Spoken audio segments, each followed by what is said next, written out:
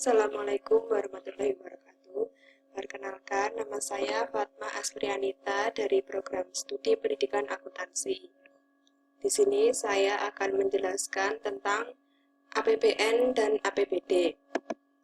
Yang pertama yaitu APBN. APBN adalah anggaran pendapatan dan belanja negara yang direncanakan pemerintah untuk keuangan tahunan negara yang disetujui oleh Dewan Perwakilan Rakyat atau DPR berdasarkan Undang-Undang Nomor 17 Tahun 2003. APBN biasanya dimulai dari 1 Januari dan berakhir pada tanggal 31 Desember tahun anggaran. Di dalam APBN tercantum besarnya penerimaan dan pengeluaran serta pembiayaan dalam tahun anggaran yang direncanakan. Fungsi dari APBN ada 3, yaitu fungsi alokasi, fungsi distribusi, dan fungsi stabilitas. Tujuan dari APBN yaitu yang pertama, memberikan arah bagi pemerintah dalam melaksanakan fungsi yang diembannya. Yang kedua, melihat dan mengevaluasi kinerja pemerintah dalam upaya menyejahterakan masyarakat karena anggaran disusun berdasarkan kinerja. Yang ketiga, sebagai sumber data yang akurat bagi rakyat untuk mengevaluasi kinerja pemerintah. Yang keempat, sebagai bentuk pertanggungjawaban pemerintah dalam menggunakan pendapatan masyarakat yang dipungut melalui pajak. Sumber pendapatan negara. Yang pertama, pajak denda dan sita retribusi pencetakan uang. Yang kedua, keuntungan sumbangan. Yang ketiga, BUMN atau BUMD. Yang keempat, hadiah. Dan yang kelima, hibah. Pengeluaran negara, yaitu meliputi belanja pemerintah pusat dan pengeluaran pembangunan.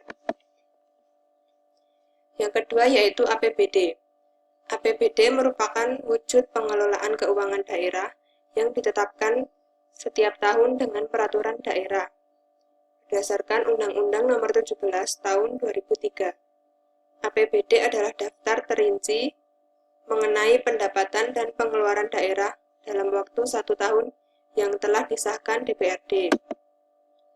Fungsi APBD yang pertama, fungsi otorisasi, yang kedua fungsi perencanaan, yang ketiga fungsi pengawasan, yang keempat fungsi alokasi, yang kelima fungsi distribusi, dan yang keenam fungsi stabilisasi. Tujuan dari APBD yaitu APBD disusun sebagai pedoman pendapatan dan belanja dalam melaksanakan kegiatan pemerintah daerah.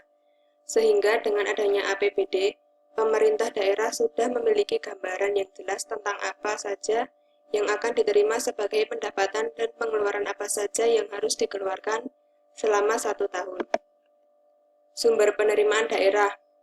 Sumber penerimaan daerah meliputi pajak daerah, pajak provinsi, pajak kabupaten atau kota, retribusi daerah, bagian dari perusahaan daerah dan hasil pengelolaan kekayaan daerah yang dipisahkan, dan lain-lain pendapatan asli daerah yang sah. Pengeluaran daerah. Pengeluaran rutin meliputi belanja pegawai, belanja barang, belanja operasional, dan pemeliharaan, belanja perjalanan dinas, pembayaran pokok pinjaman dan bunga. Pengeluaran pembangunan meliputi sektor industri, sektor perdagangan, sektor pertanian dan kehutanan, sektor tenaga kerja, sektor pertambangan dan energi, sektor hukum, dan lain-lain. Sekian materi yang dapat saya sampaikan. Apabila ada kesalahan, saya mohon maaf. Wassalamualaikum warahmatullahi wabarakatuh.